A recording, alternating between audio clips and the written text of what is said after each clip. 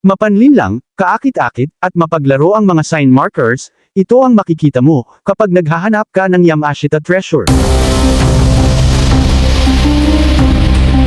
Sa likod ng naggagandahang ukit ng mga bato, parusa at pahirap ang idinulot nito sa bawat treasure hunter.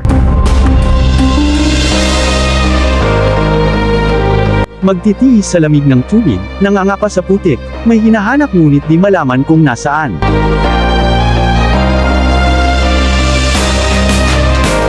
Isa ka rin ba sa biktima, at napaakit maghukay, pues isa-isa nating ibuking ang malaking scam dulot ng mga batong ito.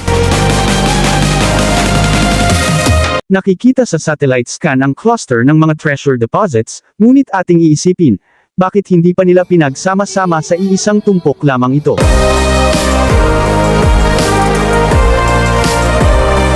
Mahalagang maunawaan na ang bawat deposito may kanya-kanyang purpose.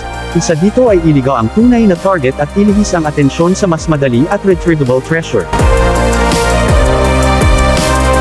Sa bawat treasure area, meron itong chamber deposit kung saan may nakalaang dadaanan kung paano pasokin upang ma-retrieve ang mga ito.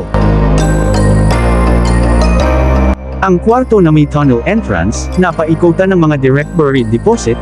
Ang depositong ito ang siyang magpapahirap at maglililang sa bawat umaambisyong kukuha dito. Mahalagang malalaman kung nasaan ang entrance, nasaan ang kwarto at nasaan ang mga direct buried deposit, sa ganun tumaas ang chance na makakuha at maiwasan mabiktima sa kagandahan ng stone marker. Kaya naman, kapag stone markers ang pagbabasehan, sigurado ituturo ka sa mas mahirap at nakamamatay na treasure hunting. Hanggang sa muli, maraming salamat po.